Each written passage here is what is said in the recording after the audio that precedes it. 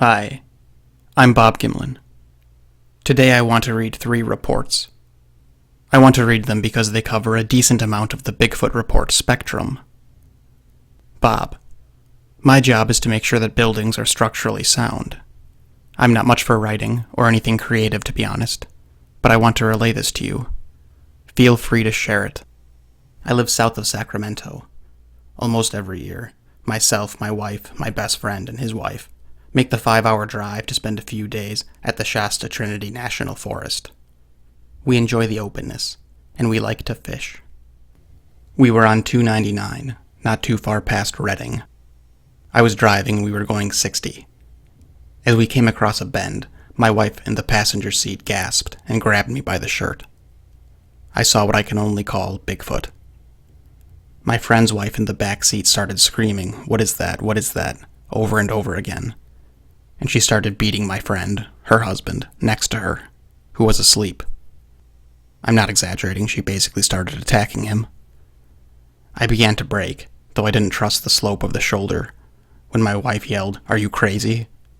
My friend's wife then shouted from the back seat, "It jumped into the trees. It jumped right down there." I didn't actually see it move, but I did see that it wasn't there anymore, just before I moved out of the line of sight. I really wanted to go back, and so did my friend, but we were outgunned. My friend didn't see it as he was under attack, but the other 3 of us did. My wife, who would have been closest to it because she was on the passenger side, was only 14 or 15 feet away from where it stood.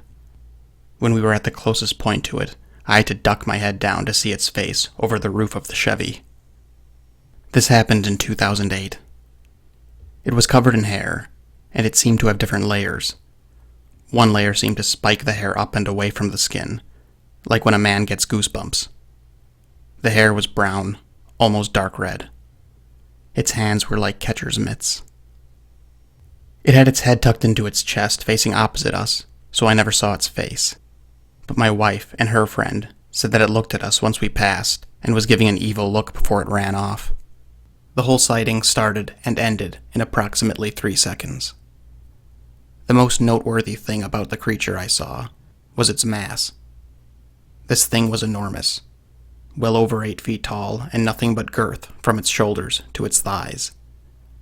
This creature could have blocked out an entire stop sign. My buddy suggested that it was one of those wooden carvings you see from time to time in the area. It wasn't, and there was nothing there on the trip home either. My interest is not so much in Bigfoot as much as how Bigfoot is undiscovered, or unverified, as you would say. What I saw was giant and unmistakable, and I have no idea what it was doing just standing there. If it jumped down the hill a couple of seconds sooner, the trip would have been completely uneventful. If I was not with my wife, and she told me she saw this, I would have thought she saw a bear on its hind legs, and let her imagination take over because of all the crap on TV. Or maybe I would have thought she was being pranked by some moron trying to get himself shot.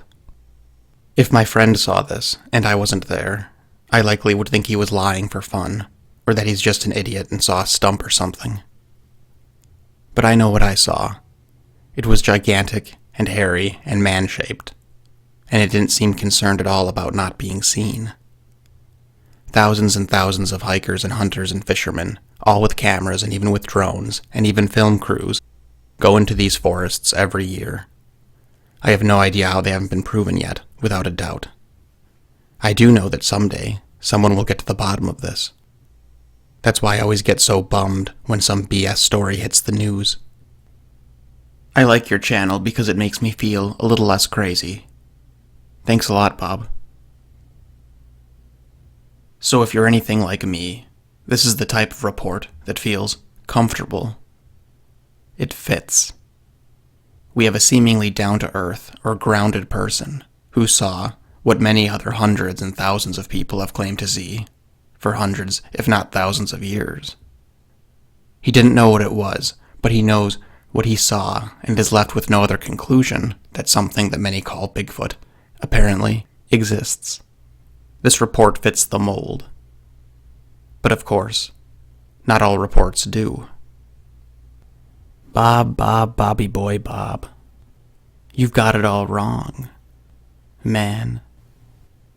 You think you've got it all figured out, with your facts, only most of which are true, and your books, and your Wikipedia lifestyle and Wikipedia worldview. A long time ago, me and the old lady were backpacking and canoeing in British Columbia. We spent a couple days drifting down the fjords through Pooley Island. This was before all the mining, and our hearts were peace and humble. Walking along the shore next to us was one of the people. I saw him flickering in and out of sight, like a flickering light bulb. But the old lady, she's native and always been sensitive to such things. She saw him steady, and they were communicating with their thoughts. He said his name is Yoward, but it sounds just like Howard. He said that he can't control who sees him, or what he looks like to everyone, and that most people can only feel him. Howard still speaks with the old lady, mostly in her sleep. They know a great many truths, but are very cautious about who they pass it on to. They could be destruction to society as we understand. They're not space aliens. They're not humans. They certainly are not monkeys.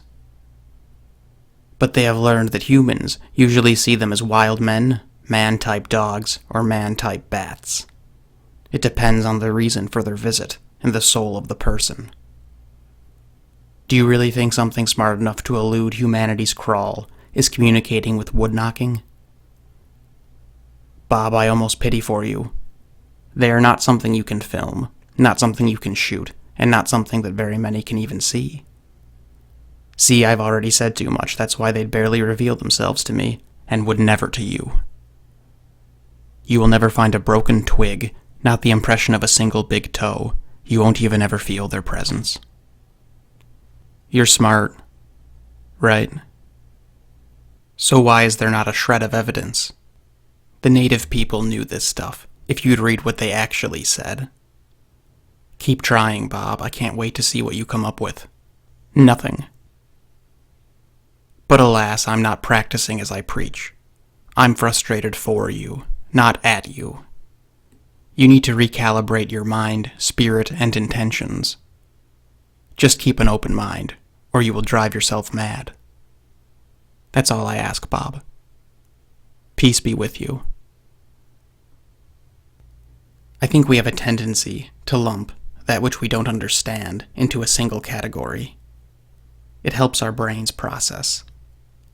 Many people lump it all into the category of fiction, which is their choice. I want to address a few points of this. Do you really think something smart enough to elude humanity's crawl is communicating with woodknocking? Woodknocking, and surely an entire lexicon of nearly impossible to notice forest sounds, is not unintelligent. If there exists a creature that can effectively communicate with a stick as we can with a walkie-talkie, then that is the opposite of unintelligent. Woodknocking is primitive, not unintelligent. These two words are not synonymous. They mean very different things.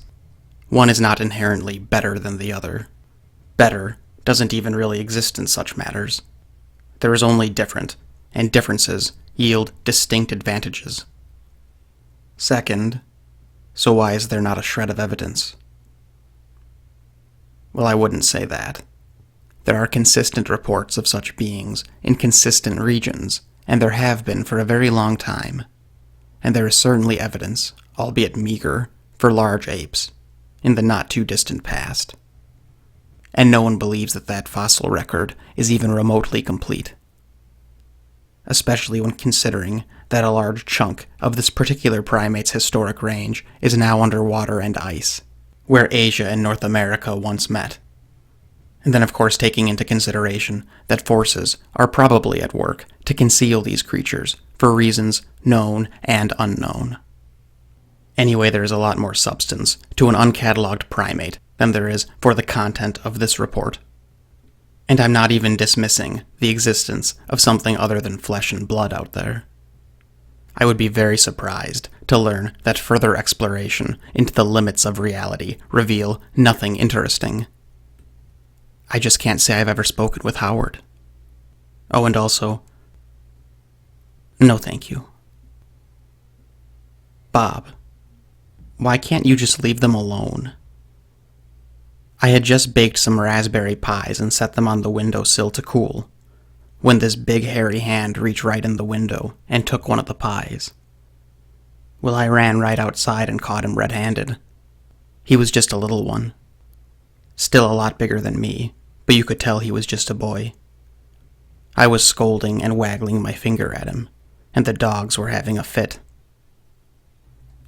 He moaned and groaned and stamped his foot, and finally kind of fell onto his knees, and pushed the pie along the grass to my feet. And he stomped off like an old barn cat in heat. Well, now I felt bad about it. This was their home first, and if someone kept putting pies in my house and I couldn't have any, I wouldn't like it very much. So I left the pie out there for him anyways. He had done the right thing after all. By winter I met them all. The big papa never got close, but Mom and 2 boys would take muffins out of a basket. I'd sit near them and talk and talk and talk and talk. It was always too dark to see too good, but I'd hear them munching and chatting. They didn't mind me much.